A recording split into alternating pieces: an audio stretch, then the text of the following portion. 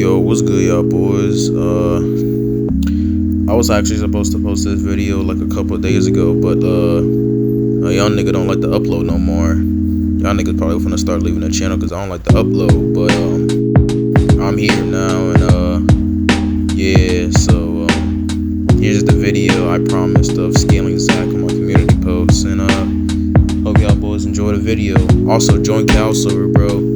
Y'all need to join it, bro. I'm gonna leave a link in the description and the comment section this time. But yeah, enjoy the video. Peace out.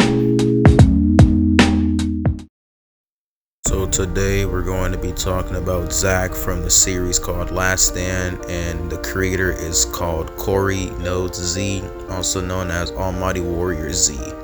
And we're basically scaling the dual antagonist of the series, which is Zach, and yeah, let's just get straight into it. Any actual scalers watching this video, go ahead and leave a comment telling me what I could have done better to better scale the character. I'm just scaling the character in the best of my abilities and my knowledge that I know about scaling. But go ahead and leave a comment telling me what I could do better, or how I could have better explained some things when it comes to scaling a character. Just let me know in the comments below and I'll look at it. But let's go ahead and begin the scaling right now.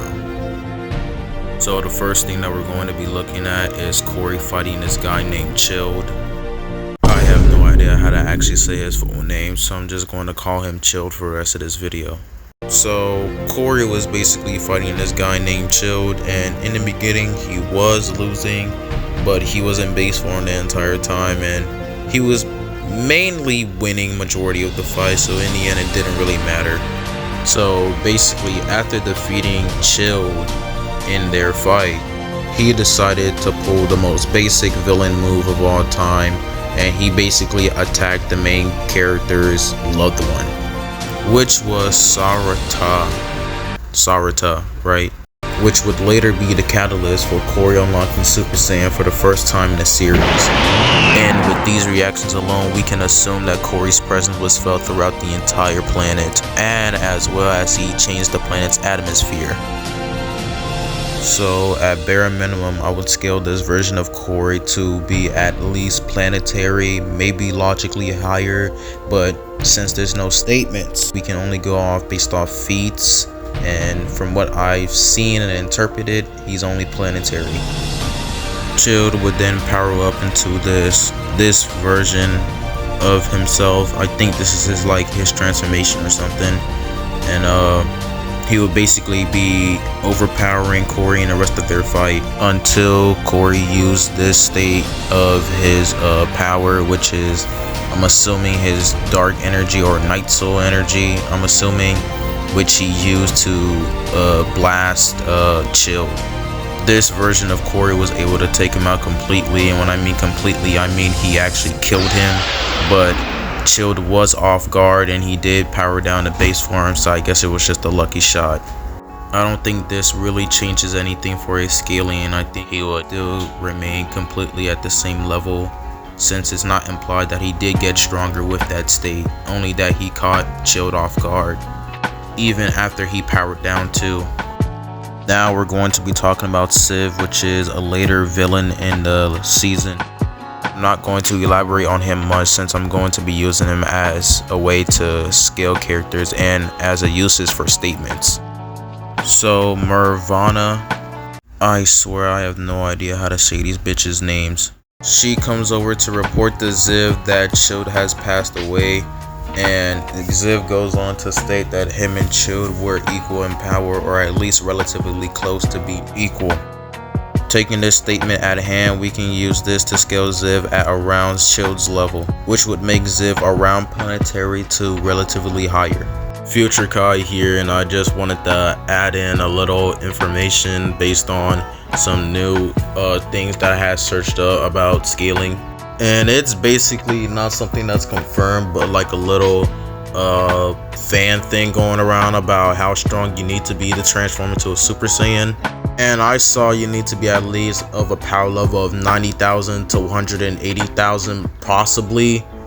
And while this isn't exactly a actual fact or anything, I'm going to take it as a fact to be able to better help me scale the character and where to actually put them, since we don't want to lowball anybody when they should be realistically higher in scaling. So taking this at hand, I'm going to be able to take the median number of both of those to be able to get a bare minimum to better scale the character, which came out to be 135,000. So we're going to take that number and multiply by 50 to be able to get a average power level, which came out to be 6,750,000. So we're going to take that and use that as an average power level to scale the character. That means Corey will have a power level of around 135,000 as a median, and when he transforms into a Super Saiyan, he will have a power level of 6,750,000. This at hand, this would scale Corey way higher than how I actually scaled them in the beginning. This would put Corey in the Namek Saga levels of power, stronger than base Goku when he fought Frieza, but weaker than a Kaioken ×3 Goku. Take into account that Namek Saga Frieza was stated to be able to destroy the universe on multiple occasions before he even reached his final form, then this will put Corey in the universal levels of power, and this is at a low ball at best. So going forward, I would say Corey had power in the universal ranges of power as long with Ziv and Chilled. And now we're going to be talking about Ripper, which is the antagonist later in this season. The first line of feats that we get for Ripper is him destroying a planet, which is in this scene right here.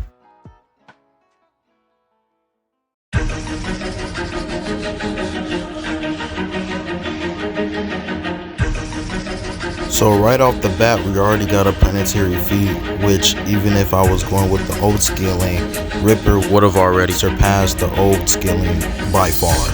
Later, Corey and Zack were training, and with the way I interpreted this fight, Corey was on par with Zack, so that means Zack was around Corey's level, which means Zack at this point is at least universal. 2 months later, the villains will show up to fight the main cast. And here's Rex, again another character I'm purely going to use to scale the other characters. And here's Zack versus Ziv, and it seems like Zack is actually losing this fight. And since Ziv is actually stated to be close to Chilled, that would mean that Zack at this point is probably weaker than Chilled, or during the 2 months time scale, he probably got stronger. And here we have Corey versus Rex, and later Corey states that Rex is stronger than anyone he's ever faced, therefore stating that Rex is stronger than Chilled, which would put Rex in the universal ranges of power, maybe even high universal, just because he's dominating Corey in this fight.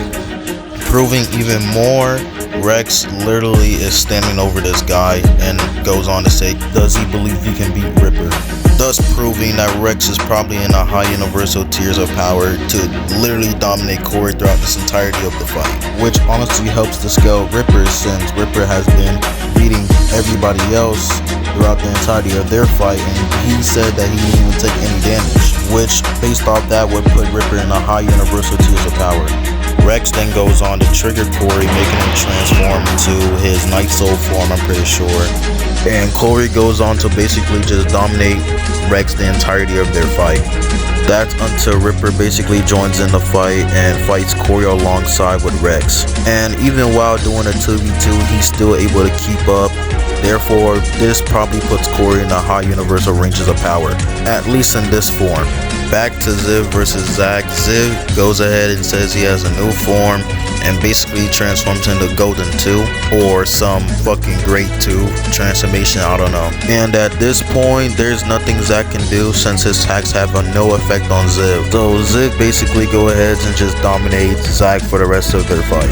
Until this moment where Sierra is calling out Zack for help. And Zack basically gets a rage amp, and with this rage amp is able to combat Ziv and is able to actually match his power. So then the two basically get in a beam struggle, which to my interpretation Zack actually won. Reason why I say that is because in the next scene where he protects DG from Rex, who has transformed and he managed to survive, Ziv is actually in his base form badly damaged as well. So my interpretation, Zack actually beat Ziv in that beam struggle, which would put Zack in the high universal tiers, or maybe even in the universal plus. Since he managed to survive Rex's attack while he was transforming, he was already badly damaged prior, which can actually help upscale Rex and Ripper as well, since Rex is actually weaker than Ripper. Therefore, Rex and Ripper will probably be in the universal plus tiers.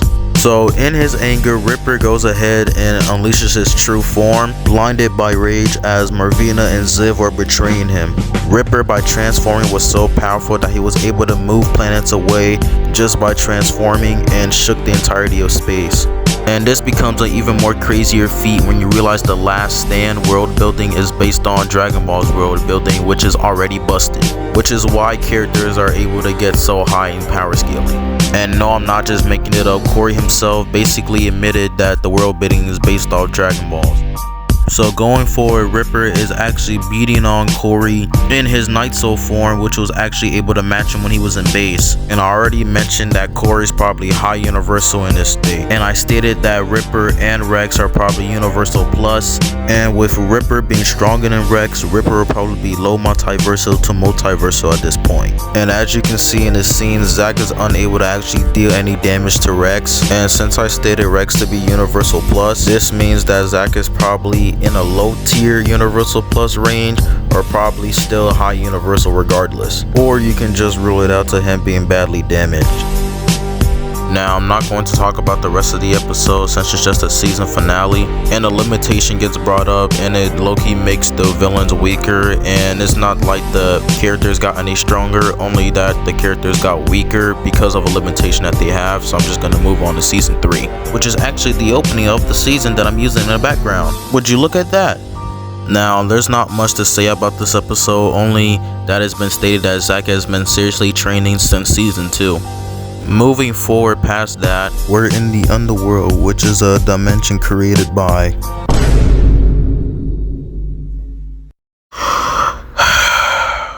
I'm not even gonna force it. I'm gonna just use a text-to-speech tool to figure out this dumbass name. Okay, it's pronounced Azeroth. Loki, that's kinda hard though. So Azeroth created the underworld, and it's stated to be as the size of the universe. And we already know how big the universe is, since the Last Standing world building is based off Dragon Balls, which is infinite in size. As we can see in the clip, Zack is fighting death, and he's not the representation or concept, he is literally death, aka the end. As they continue to fight, it's clear that Zack can keep up with him. And though I will admit he is in base form, so we don't know how this fight will play out if they're fighting at full strength. But Zack does end up getting his lifespan cut, and ends up rushing in to save Sarita from getting killed again. But they do end up escaping, and it's stated by Sierra that his lifespan was cut by 17.5 years, but she ends up giving her lifespan to him. Ain't that true love? No girl in real life is doing this. Meanwhile, the underworld is currently invading the planet, and Azeroth is currently on his way to Game Maria. And so they start boxing, and bro changes his fit mid-fight. Game Maria is currently losing, and Azeroth proceeds to nuke the entire city. People probably live there. Then Zack wakes up and is heading towards the fight, where he strikes Azeroth and lands a... Nigga, is that a Black Flash? So Game Maria and Zack end up teaming together to fight Azeroth, and the two are currently losing. And that's when we get the knowledge of Curse Key. Nigga, this is just JJK. And that's when we get the knowledge that Zack also has Curse Key, along with Sierra. Then that's when Zack explodes with rage as he feels like he's being toyed with. That's when he charges up an attack, and his presence is felt throughout all the countries, or basically the planet. And it's stated that this force could potentially destroy the entire solar system, and that the pressure is felt throughout the entire galaxy, which is pretty interesting. He continues charging and goes on to state that if he's so confident he wouldn't dodge. Super Vegeta versus Perfect Cell. I like it. He continues charging until he eventually yells out,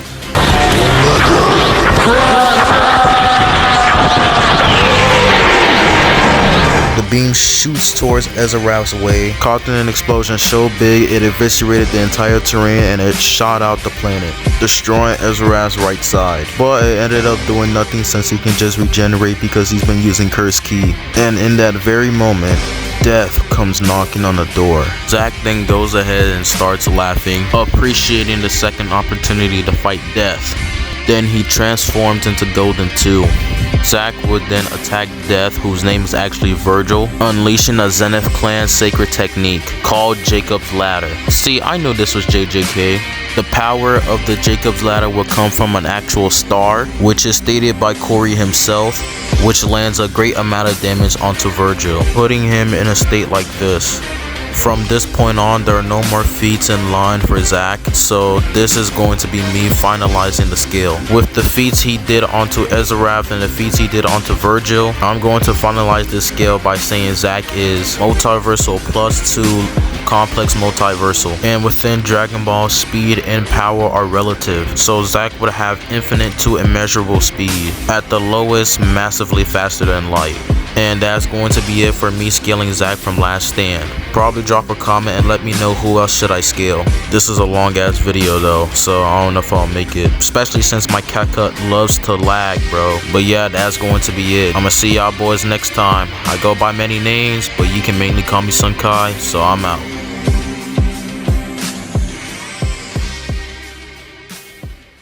She comes over to and basically gets a fucking bullshit ass power boost. I swear I can't talk while I'm making this shit, nigga. It's complex multiversal, not complex multiversal. I swear, bro, I'm getting sick and tired of this smoke alarm, bro. Shit. Not gonna lie, for a scaling I thought was going to be short, this shit took mad long. My nigga, I need 2 gigabytes of storage to post this?